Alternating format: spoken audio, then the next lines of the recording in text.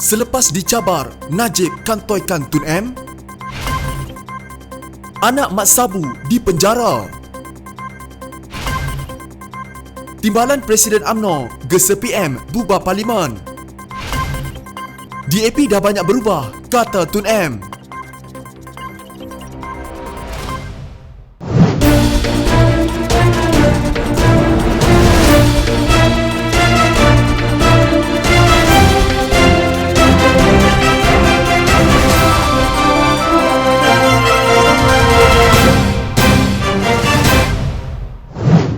Dr. Mahathir Mohamad menegaskan kritikannya berkenaan keputusan melepaskan tanpa membebaskan atau DNAA anak tiri Najib Razak, Riza Aziz dalam kes pengubahan wang haram melibatkan dana 248 juta American dollar bersamaan 1.25 bilion ringgit yang dikaitkan dengan 1MDB. Mahathir juga menyangkal kritikan balas Najib bahawa anak-anaknya dan kroni mendapatkan kontrak kerajaan ketika beliau menjadi Perdana Menteri. Sila tunjukkan bukti dokumen kontrak yang diberi kepada anak saya sebagaimana bukti dokumen menunjukkan anda selaku MO1, Malaysian Official 1 telah mengambil wang daripada 1MDB. Sila jelaskan urus niaga atau sweetheart deal melibatkan kroni Perdana Menteri ketujuh. Adakah Riza yang beli atau anak saya yang beli? Dan siapa kroni yang dimaksudkan? Soal Mahathir di blognya. Jabatan Kehakiman Amerika Syarikat DOJ dalam saman sivilnya untuk mendapatkan semula aset yang didakwa dicuri daripada 1MDB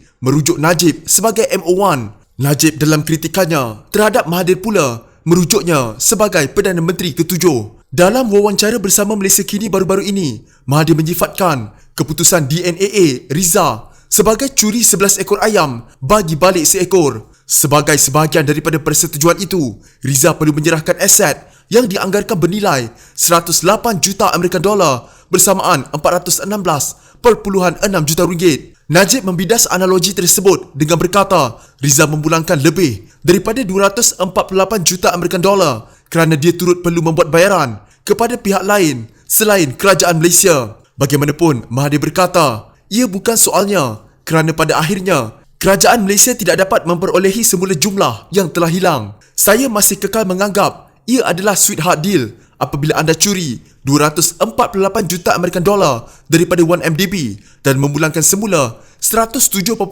juta American dollar dan ada lebih 140 juta American dollar untuk dinikmati. Hakikatnya, anda curi 248 juta American dollar daripada 1MDB dan jumlah keseluruhan yang perlu dipulangkan. Apa yang anda bayar kepada orang lain tidak relevan. Ia seperti curi 10 ekor ayam. Anda patut pulangkan 10 jika anda sudah makan 9 ekor atau jual kepada orang lain.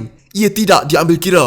10 ekor ayam perlu dipulangkan kepada pemiliknya. Beri balik 1 masih bermakna pemilik hilang 9, katanya lagi. Dana berkaitan 1MDB didakwa dipindahkan kepada Red Granite Pictures, syarikat di Amerika Syarikat di mana Riza adalah pengasas bersama. Mahathir juga menegaskan anak-anaknya tidak mendapat apa-apa manfaat ketika beliau menjadi Perdana Menteri. Anda kata anak saya diberi kontrak kerajaan. Saya malah tidak benarkan anak saya buat urus niaga di Malaysia, apatah lagi kontrak kerajaan. Mereka juga tidak mendapat biasiswa kerajaan kecuali Mirzan yang mendapatnya sebelum saya jadi ahli parlimen pada 1964. Dia perlu bayar semula 25%. Hanya selepas saya letak jawatan, mereka menjalankan perniagaan di Malaysia dan bukan dengan kerajaan. Pastinya tiada kontrak kerajaan, katanya lagi. Terbaru, bekas Perdana Menteri Najib Razak menjawab cabaran Dr. Mahathir Mohamad dengan menyenaraikan apa yang menurutnya kontrak kerajaan kepada anak-anak dan kroninya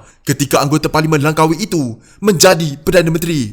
Najib antara lain menyasarkan perniagaan dua anak Mahathir, Mirzan dan Mukhzani serta Taikun Vincent Tan. Jangan cakap tentang mencuri atau memulangkan kembali ayam. Di bawah anda, seluruh depan diserahkan kepada kroni untuk disembelih, katanya menerusi hantaran di Facebook.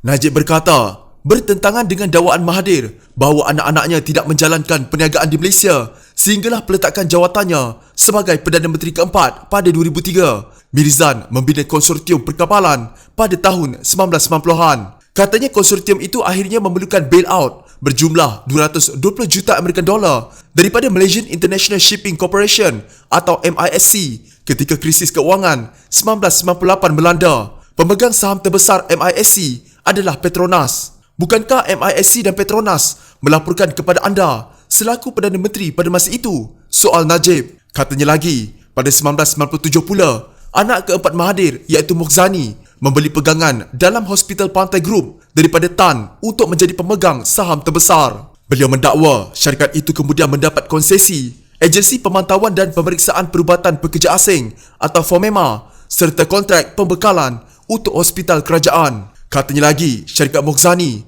Kencana Group turut memenangi lesen fabrikasi struktur cari gali di lautan daripada Petronas pada 2002. Beliau juga berkata, syarikat Mukris Opcom diberi kontrak 214 juta ringgit daripada Telekom Malaysia menerusi rundingan terus selepas arahan daripada Kementerian Keuangan. Untuk rekod, Mahathir meletakkan jawatan sebagai Perdana Menteri keempat pada 31 Oktober 2003, tetapi penganugerahan kontrak itu bertarikh 7 Oktober. Mahathir juga Menteri Keuangan pada masa itu. Najib juga mendakwa kerajaan memberikan konsesi 20 tahun untuk pertaruhan sukan dan bola sepak kepada sebuah syarikat milik Tan tanpa tender atau kelulusan kabinet beberapa bulan sebelum meletakkan jawatannya. Selepas Pakatan Harapan menjadi kerajaan, Najib mendakwa kerajaan mempercepat pelan gentian optik dan kesaling hubungan negara di Bana Opcom turut terlibat. Saham syarikat itu melonjak selepas pengumuman tersebut, katanya lagi. Dalam responsnya terhadap kenyataan Mahathir, Najib juga melampirkan apa yang menurutnya surat Kementerian Keuangan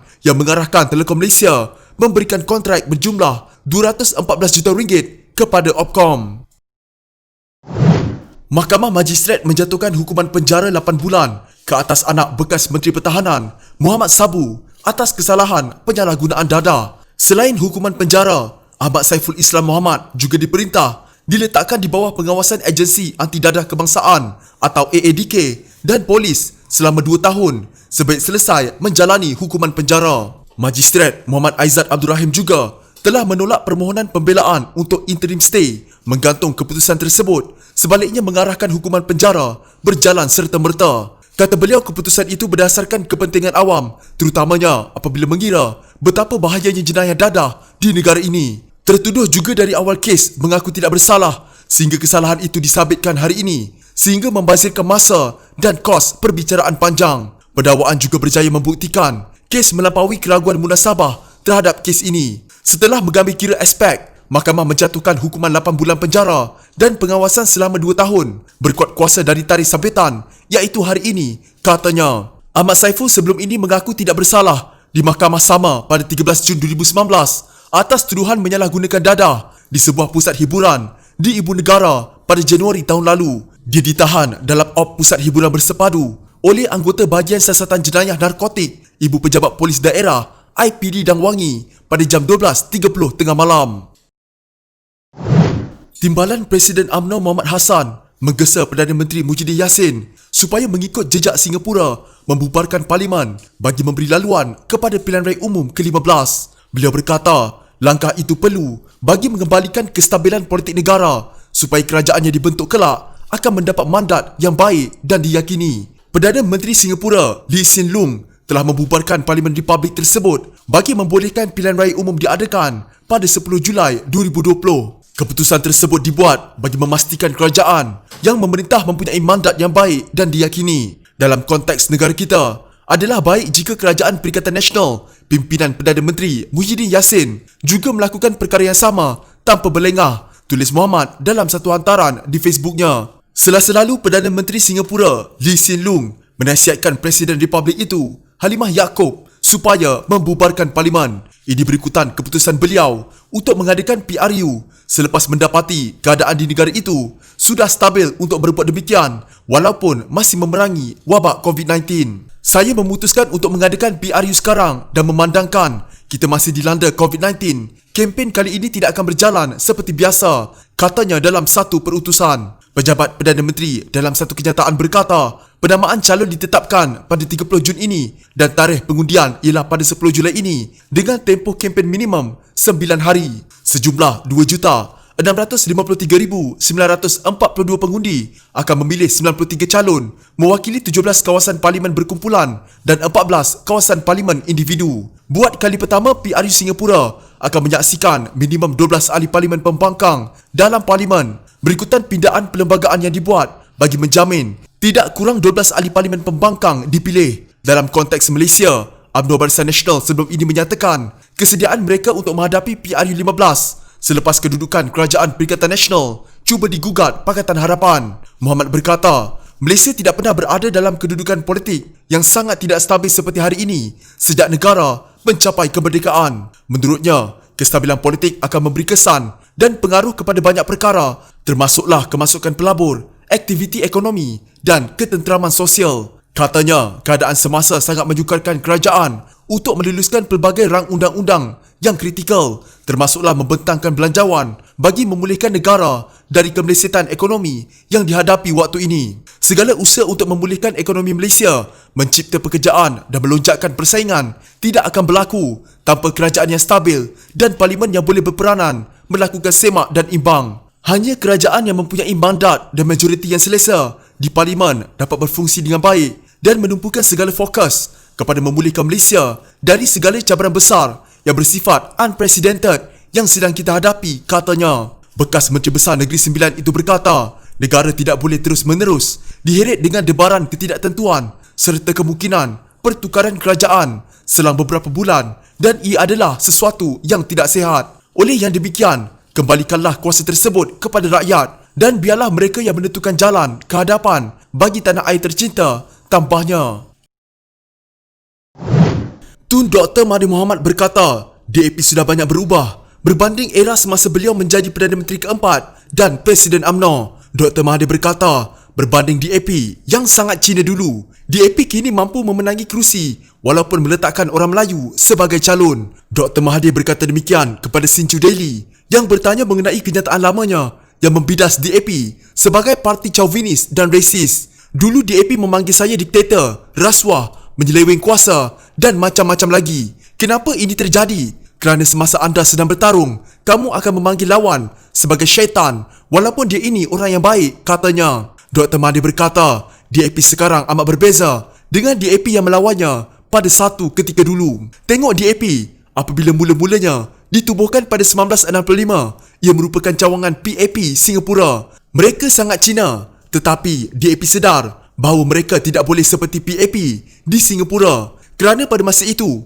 75% penduduk Singapura adalah orang Cina, sementara 60% penduduk sini adalah Melayu. Oleh itu DAP telah banyak berubah, katanya. Dr. Mahathir berkata, DAP sedar bahawa mereka tidak akan maju ke depan dan hanya dapat menjadi pembangkang sekiranya gagal mendapat sokongan Melayu. Ujar Dr. Mahathir, kesedaran itu mendorong DAP bekerjasama dengannya. Menurut bekas Perdana Menteri, apabila bersatu menyertai pakatan politik yang terdiri daripada PKR, DAP dan Amanah, beliau telah dicadangkan sebagai calon Perdana Menteri walaupun tidak meminta jawatan itu.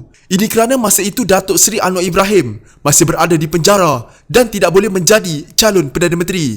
Kalau Anwar ada, saya yakin beliau akan minta jawatan Perdana Menteri. DAP, Amanah dan PKR mencalonkan saya sebagai Perdana Menteri, satu orang yang mereka panggil syaitan sebelum ini, sedangkan saya tidak pernah meminta, katanya. Menurut Dr. Mahathir, sebagai seorang yang pragmatik, beliau boleh bekerjasama dengan DAP untuk menjatuhkan Datuk Seri Najib Tun Razak dan Tan Sri Muhyiddin Yassin walaupun wujud masalah antara beliau dengan parti itu. Dalam pada itu, Dr. Mahathir tidak bersetuju bahawa Bersatu akan kalah jika bekerjasama dengan DAP. Mereka kata DAP mampu memusnahkan Melayu. Ini mengarut kerana orang seperti Najib dan Muhyiddin yang dapat memusnahkan Melayu. Ini kerana mereka menipu, rasuah dan sebagainya, katanya.